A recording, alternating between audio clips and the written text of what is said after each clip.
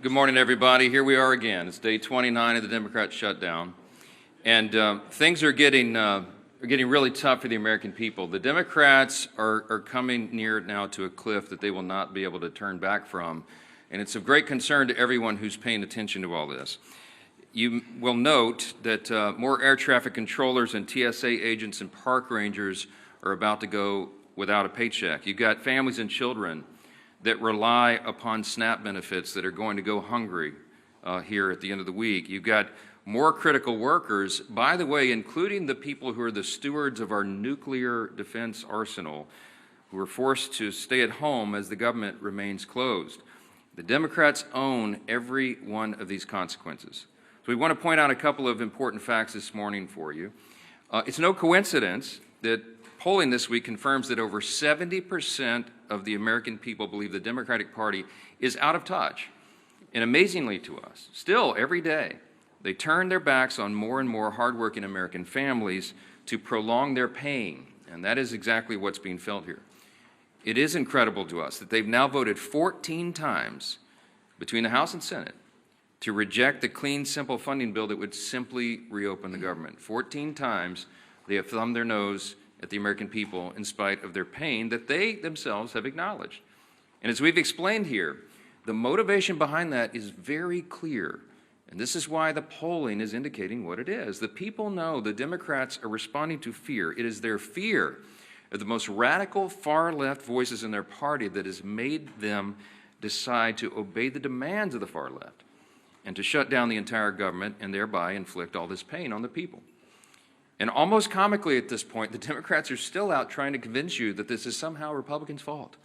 But the facts are the facts, and the American people can see that very clearly. They see the truth.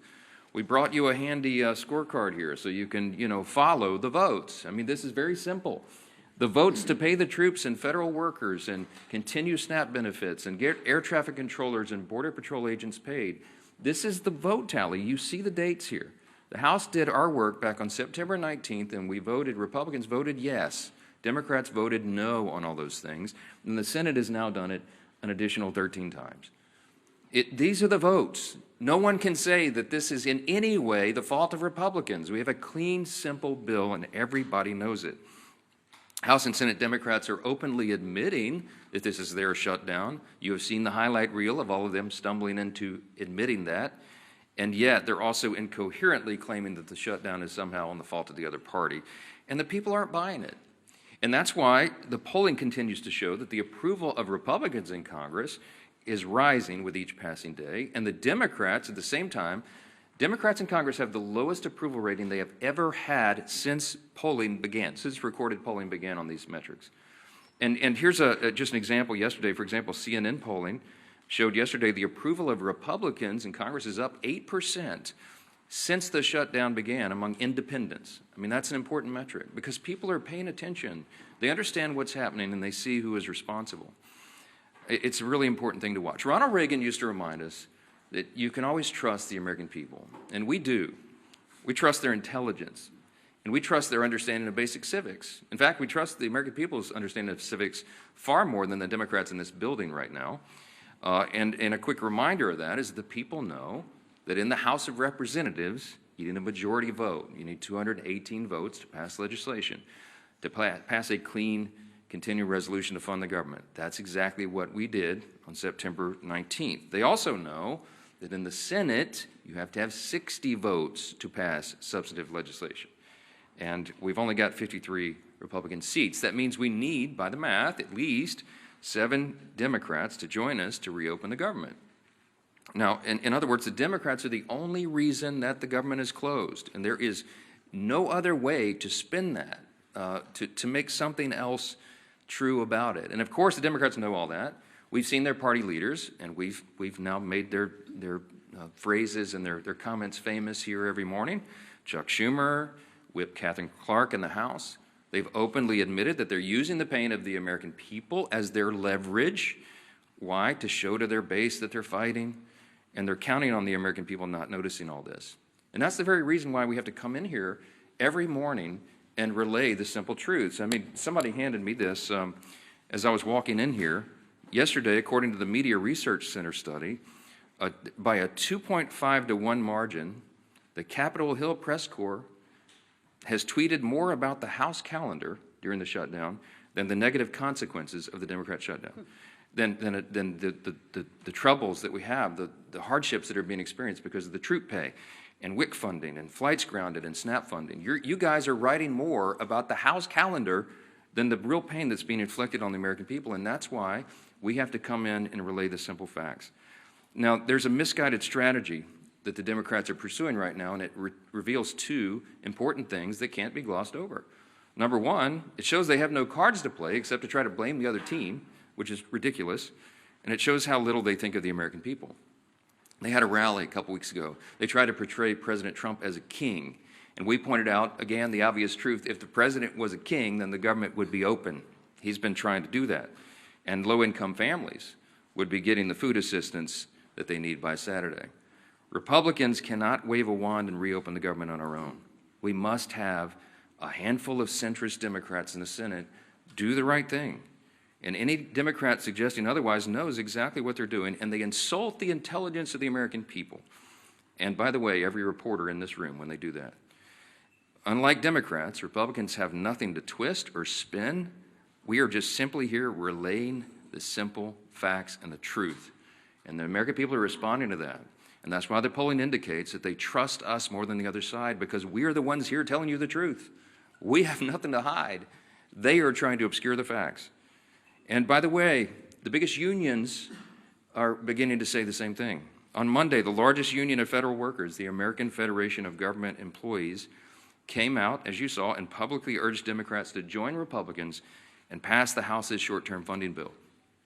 The union president said, quote, "A strong America requires a functioning government, one that pays its bills, honors its commitments, and treats its workforce with respect by paying them on time." Amen to that. Of course, we agree. But it wasn't just the AFGE.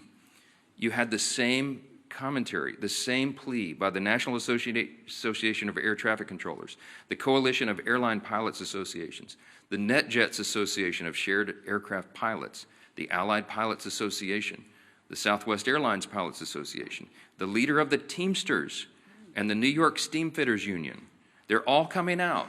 These are the constituencies that the Democrats claim that they support, and that's why the unions came on side of the Republicans in the last election. They've had enough of this nonsense, and they've all called on Senate Democrats to end this shameful shutdown. And it is a shame. The Democrats need to be publicly prodded by their millions of hardworking Americans to just simply do the most basic function of their jobs. A rational person would read the pleas of the federal workers and conclude that it is time to end the charade and turn the lights back on. But the Democrats are not rational right now, and they've deliberately ignored the plight of all these federal workers around the country. People are going to remember this, and they should. I want to quote to you a couple of senators over there on the Democrat side. Listen to this nonsense. Senator Mark Warner, the senior senator from Virginia, and this is noteworthy because Virginia is the state with the largest number of federal employees. He claims that federal workers want him to vote against reopening the government. He literally said, quote, "I think they want us to fight this." Fight what, Mark? What are you talking about? We have a clean CR. This is not a partisan dispute. It's ridiculous. Senator Tim Kaine is the junior senator from the same state of Virginia with the largest number of federal employees, and he said, quote, "I work very closely with them, and the AFGE would not want us to cut a deal." What the heck are you talking about, Senator? There is no deal here. We're not talking about a deal. We're talking about a clean CR that all of you voted for even as recently as this year. And here's my favorite one. This is the best quote. When asked about the AFGE statement from the big union, Senator Jeanine Shaheen said, quote, "I had a conversation with the president of AFGE earlier, right after the shutdown, and that was their position then." So let me just translate for you. Senator Shaheen spoke with the head of the largest federal employee labor union. The president of that union explained to her the harmful effects of a shutdown, and then Senator Shaheen went out and voted to close the government anyway and continued to do that more than a dozen additional times. Senate Democrats knew the pain this would cause. They knew about the missed paychecks. They knew the uncertainty of making rent for so many people. They knew about the missed meals.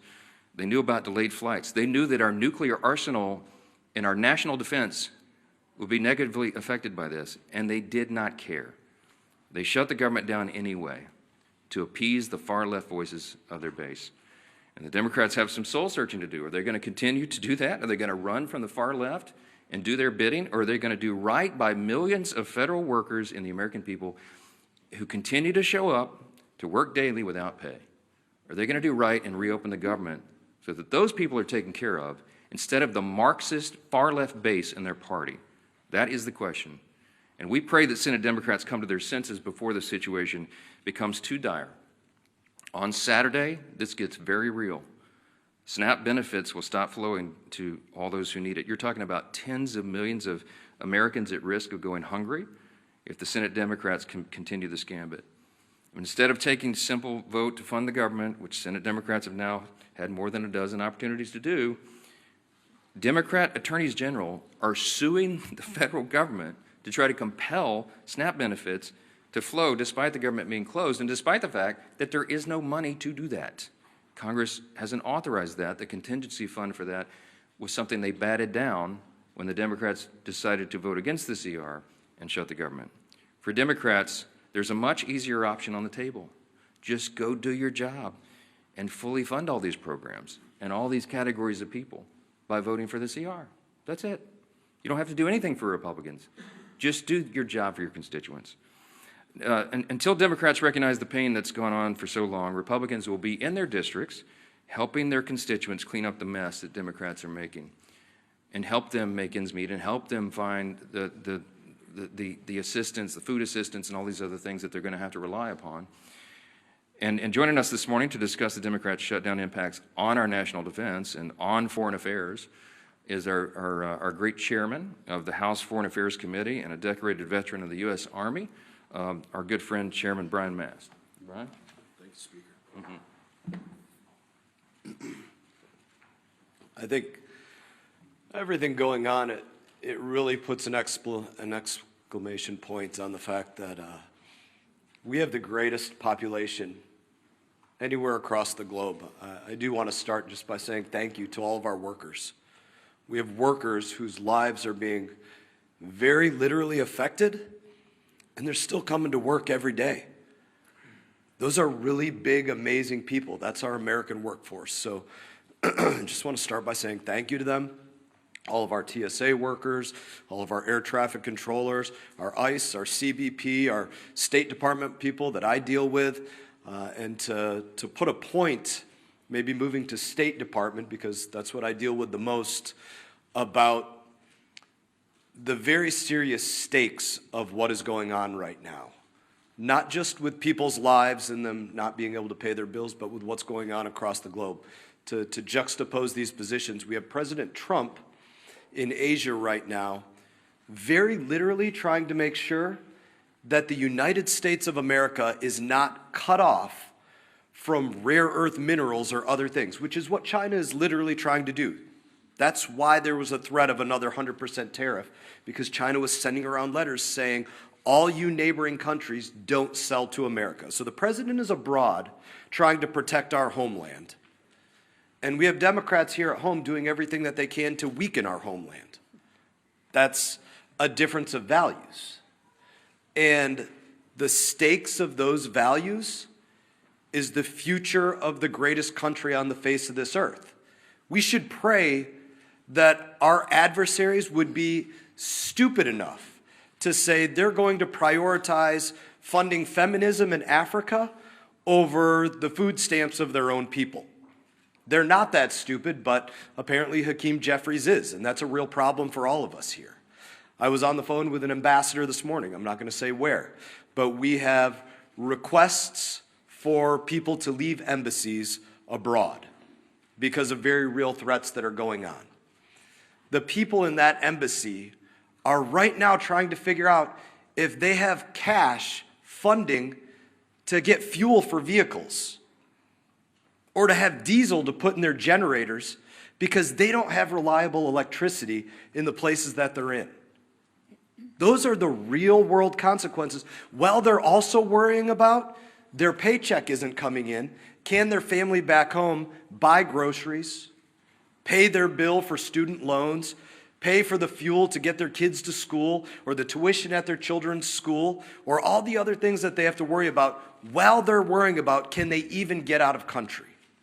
So those are the difference of values. I guess I would close it by saying this. We need 5 Democrat senators to pull their heads out of their asses and go work for the United States of America.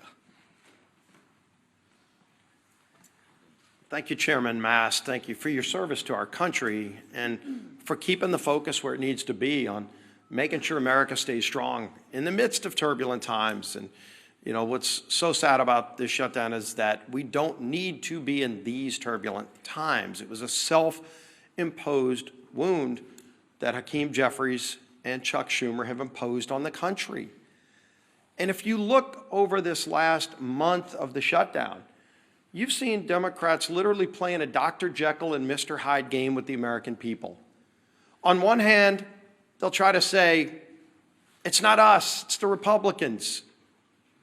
Gee whiz, as the speaker talked about, oh, they control the House, Senate, and White House when they know that they are the ones that are shutting the government down. And then on the other hand, Mr. Jekyll's side, they're saying that they know that they're causing pain on the American people. They admit that there is suffering, but they're doing it for leverage. So you can't have it both ways, Chuck Schumer. You can't wake up one day and say you're going to try to blame it on the Republicans, and then on the next day, you're trying to say that, gee whiz, we know that we're causing these problems. They're admitting they're causing suffering on people, but they're doing it for leverage. And they can't even explain what that leverage is, because they just need to show their radical base that they're having a fight with Donald Trump.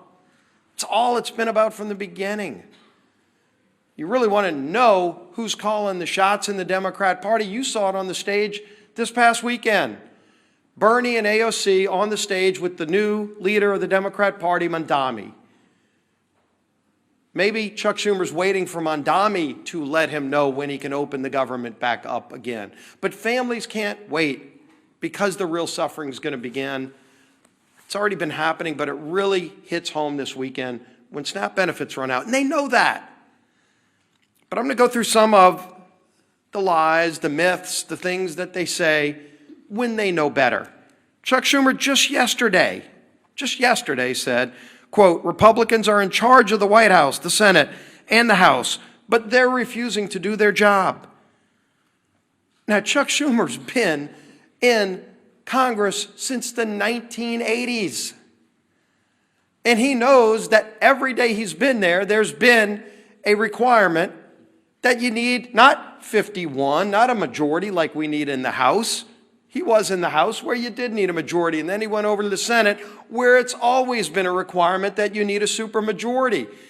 And in fact, when they changed the rules, it's not a standard or a custom, it's an actual Senate rule that you need 60 votes. The rule used to be higher. And in 1975, many of you might have thought Chuck Schumer voted for that rule. He came in just a few years after. In 1975 is when they lowered the threshold to 60 votes. It used to actually be a higher standard in the rules. And so every day Chuck Schumer's been in Congress, it always took more than a simple majority, in fact, 60 votes to pass these kinds of bills through the Senate. And he knows that. So you'd ask, well, why is he trying to lie and mislead the American people? When he makes a statement like that, he knows he's trying to mislead the American people.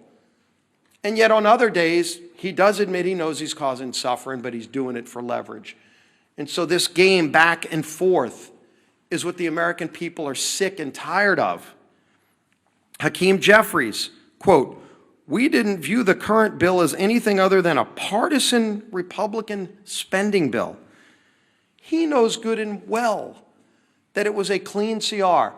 If Democrats still to this day don't know the difference between a clean CR and partisan bills, did they stop reading the bills? Because they used to vote for these bills just since 2017. Go look at the facts. Speaker likes talking about the facts. Facts are important here. Since 2017, 30 different CRs, 30 times CRs have moved to keep the government open. And do you know 29 of the previous times Chuck Schumer's voted yes. 29. This 30th time is the only time Chuck Schumer has voted no. And of course you'd say, well, then what's changed if he's voted? 29 out of 29 times before this, he voted for clean CRs. What's changed? This is a clean CR. What's changed is the Democrat Party has changed. Mondami is now running the party. That party has changed. But the American people still have the same needs. The American people, again, the clean CR doesn't solve our differences. We still have big differences that we need to go negotiate, but let's just do it while the lights are on without the American people being held hostage. And of course, the final myth that's been out there for the beginning of this whole shutdown that we've debunked many times, that it's, quote, a total effing lie, that was Chuck Schumer's word, I think he actually used the word itself, that Democrats support free taxpayer-funded health care, free legals. That was Schumer saying that.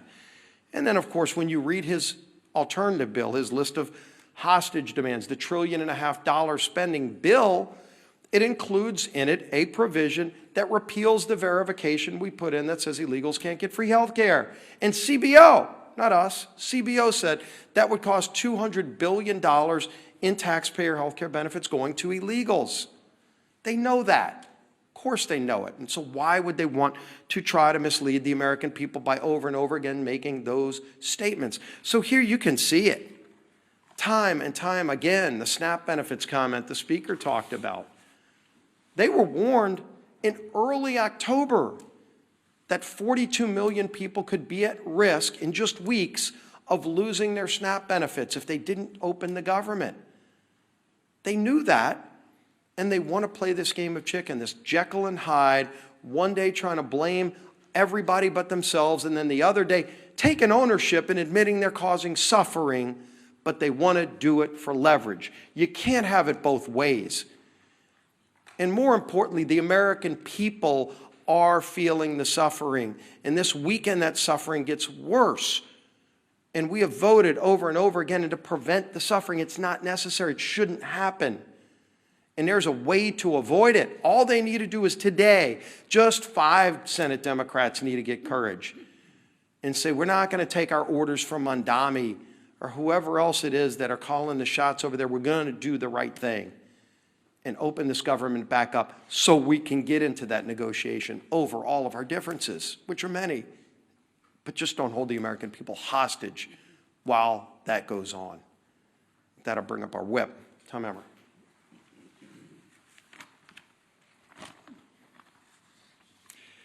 The Democrats have no leader, no vision, no message.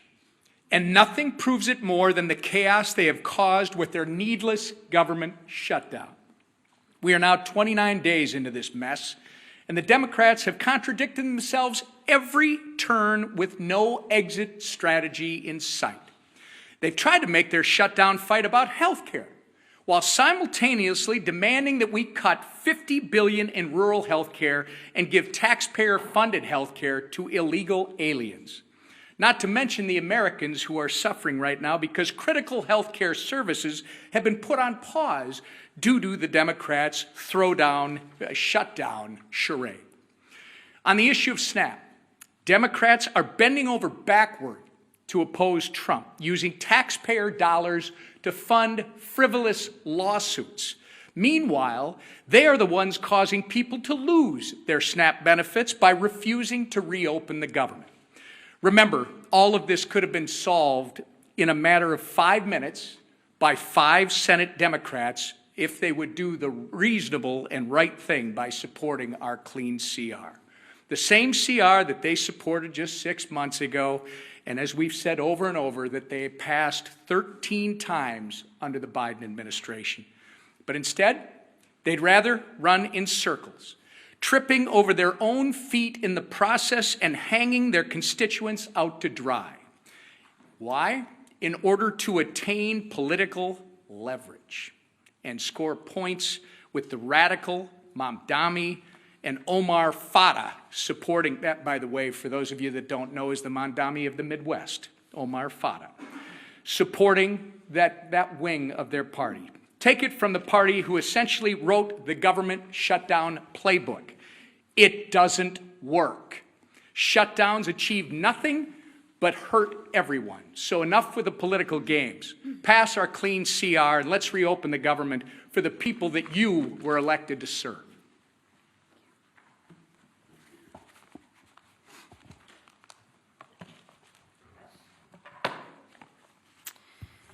Well, good morning, everybody. Good to see you again. Let's get one thing straight right out of the gate. House Republicans did our job. Senate Democrats didn't. It's that simple. More than 1 month ago, under the leadership of Speaker Mike Johnson, the House passed responsible legislation to keep our government, your government, open. Meanwhile, Senate Democrats voted again and again to keep it shut down.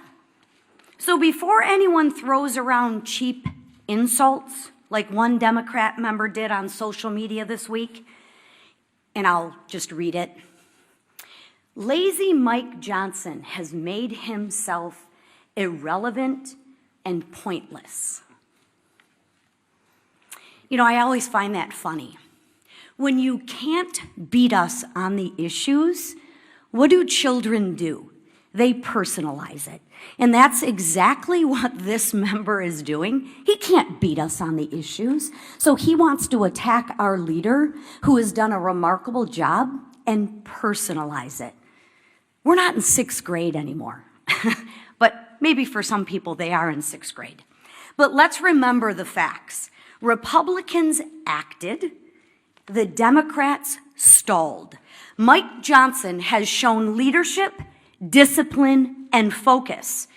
And what's lazy, I'll share with you what's lazy, is Democrats refusing to do their job and blaming everyone else for the problems in which they created. Because what Democrats are doing is wrong. And Americans, real Americans, hardworking Americans, are getting hurt. I, for one, have had it. And I don't think I'm the only one out there. On Sunday, a Democrat House member admitted to the Wall Street Journal that his party is being pushed by far-left groups. He said the quiet part out loud, everybody. He said what we've been saying forever. He said Democrats were lying to the American people about the reason behind the shutdown. Well, that's a shock, right? It isn't for health care. It isn't for health care, because if it was about health care, they wouldn't have stripped the $50 billion rural health care fund. I mean, come on, Democrats, get your story straight.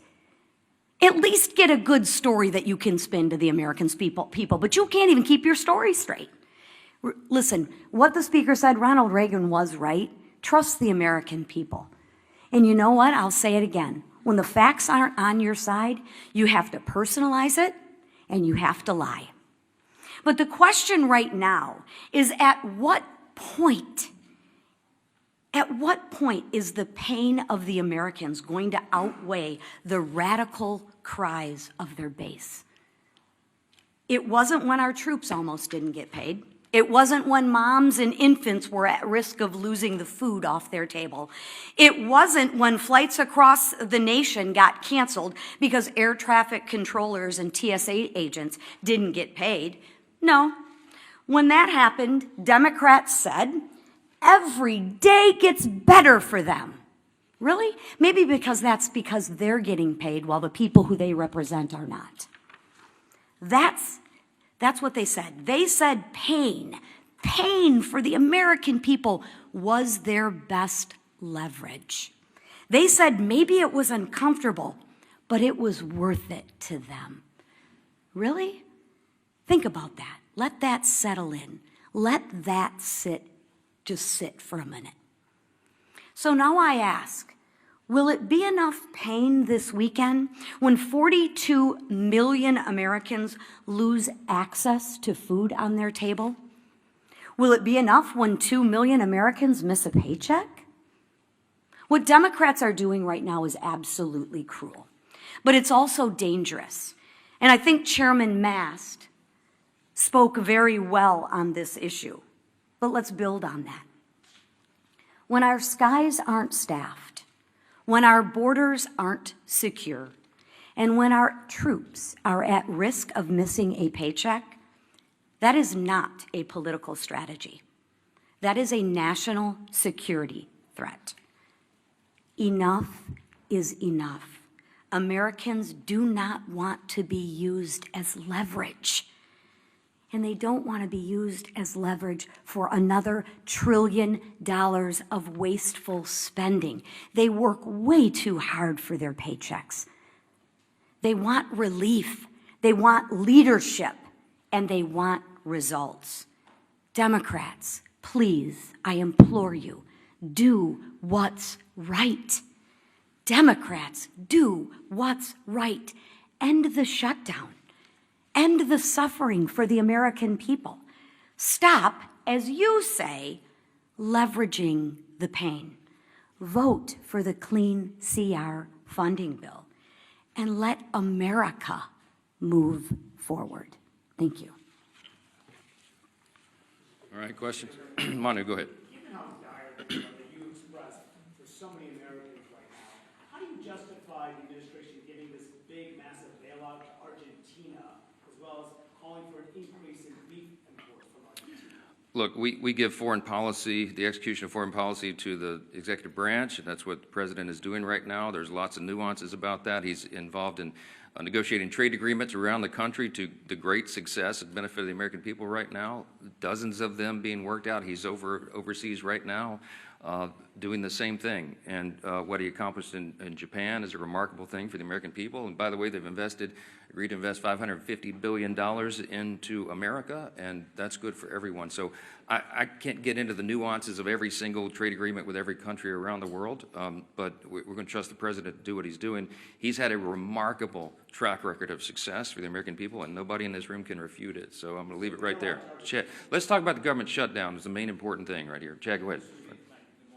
Can you talk about some of the members in, excuse me, can you talk about some of the members in your conference who have expressed concern about the House being out, or saying that this has gone on, too long, we need to maybe have another CR or take another approach or do something on health care? Yeah. Can you talk about what that is like and some of the things that you're hearing from your members who are saying, this is really going on? Well, you all know what I'm hearing from my members because our calls are leaked every week, and we had a conference call with almost everyone yesterday. By our count, there's about 3 to 4 members of the House Republican Conference who have only mildly questioned working in the districts as opposed to being here on the floor. And we talked through that in as much detail as we can on a call that I know is being printed on the front page of all the papers the next morning. But I can tell you that 99% of all the Republicans in the Senate and the House heartily agree with what we are doing. They understand the most important thing and the most important function and the basic and most simple thing that government must do is keep its operation going for the people. That is the first job of Congress. And when we can't do that, everything is paralyzed. And so we have made that the #1 emphasis. We need the Senate Democrats to do what they have always done in the past. Don't make me tell you all the facts again. 13 times during the Biden administration alone, they voted on CRs to keep the government going. They know the pain they're inflicting. They do not care because they're more afraid of the radical left Marxists in the base than they are the American people. That's plain and simple. And so it's painful for them, for us to get up here every single day and relate again the simple truths. We have to do that. The repetition is what makes the truth saturate, because most of the mainstream media is giving us headwinds. They're pushing back, as I just demonstrated from you from the results. The research proves what we know intuitively, that the mainstream media, most of the legacy media, is parroting the talking points to their side. You are not asking Chuck Schumer the hard questions. You're not asking Hakeem Jeffries the hard questions. Not enough of them. They're hiding. And they think that they can appease the radical base because they're more afraid of the voices of the far left corner of their party than they are everybody else. And I think there's going to be a big price to pay for that in the future. Yes, sir, right here. Religion News Service has tracked 5 different instances in the last few weeks. DHS or ICE agents apparently, or the Swedish support, shooting Christian clergy with pepper bullets, pepper rounds, and rubber bullets. There was viral video of a Presbyterian minister being hit in the head with pepper rounds, and just last week a UCC minister was shot